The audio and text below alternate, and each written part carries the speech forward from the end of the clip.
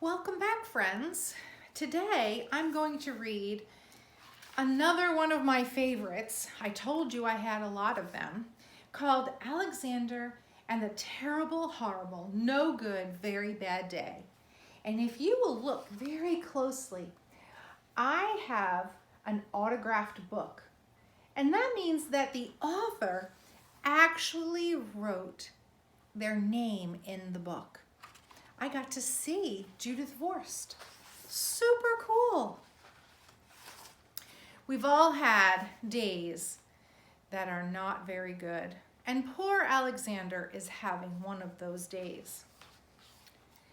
I went to sleep with gum in my mouth, and now there's gum in my hair. And when I got out of bed this morning, I tripped on the skateboard.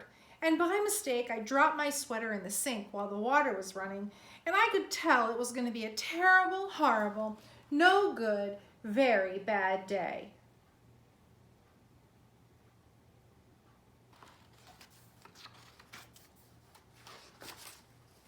At breakfast, Anthony found a Corvette Stingray car kit in his breakfast cereal box, and Nick found a Junior Undercover Agent code ring in his breakfast cereal box. But in my breakfast cereal, all I found was breakfast cereal. I think I'll move to Australia.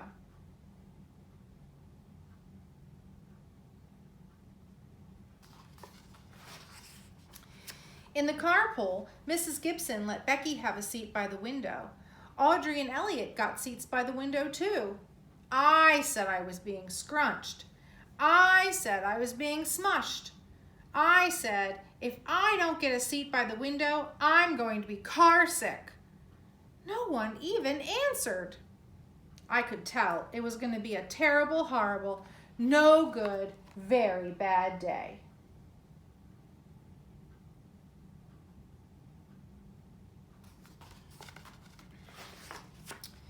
At school, Mrs. Dickens liked Paul's picture of the sailboat better than my picture of the invisible castle.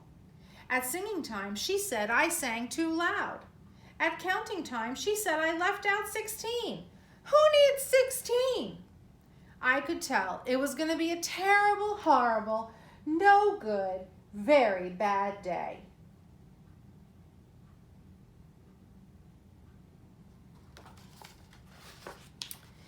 I could tell because Paul said I wasn't his best friend anymore. He said that Philip Parker was his best friend, and that Albert Moyo was his next best friend, and that I was only his third best friend. I hope you sit on a tack, I said to Paul. I hope the next time you get a double-decker strawberry ice cream cone, the ice cream part falls off the cone part and lands in Australia.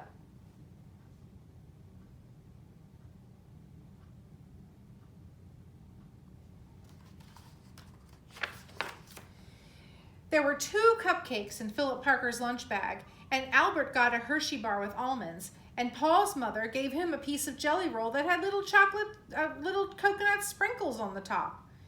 Guess whose mother forgot to put in dessert? It was a terrible, horrible, no good, very bad day.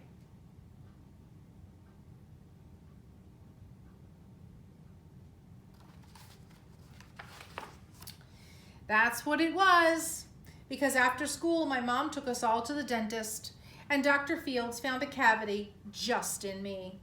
Come back next week and I'll fix it, said Dr. Fields. Next week, I said, I'm going to be in Australia.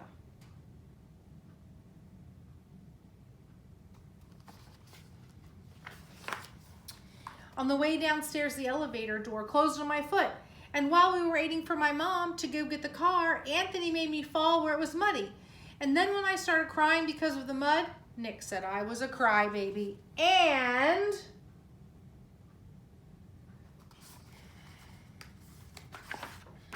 while I was punching Nick for saying crybaby, my mom came back to the car and scolded me for being muddy and fighting. I am having a terrible, horrible, no good, very bad day, I told everybody. No one even answered.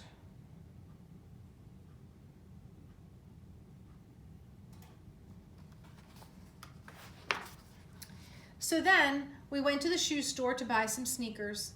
Anthony chose white ones with blue stripes. Nick chose red ones with white stripes. I chose blue ones with red stripes, but then the shoe man said, we're all sold out. They made me buy plain old white ones, but they can't make me wear them.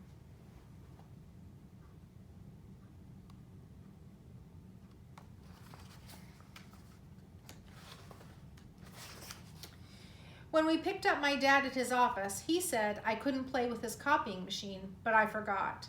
He also said to watch out for the books on his desk, and I was careful as could be except for my elbow. Then he also said, don't fool around with his phone. But I think I called Australia. My dad said, please don't pick him up anymore. It was a terrible, horrible, no good, very bad day.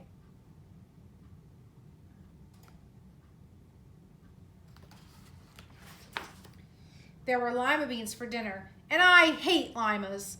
There was kissing on TV, and I hate kissing.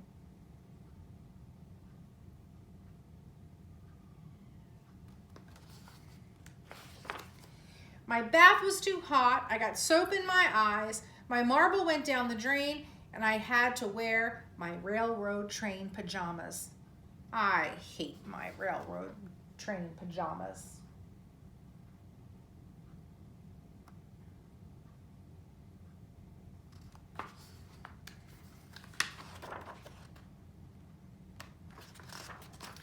When I went to bed, Nick took back the pillow he said I could keep, and the Mickey Mouse nightlight burned out and I bit my tongue.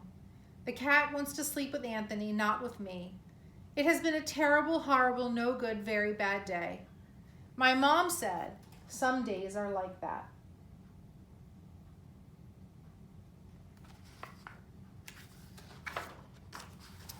Even in Australia. I hope that you've enjoyed this book from Judith Vorst called Alexander and the Horrible, No Good, Very Bad Day.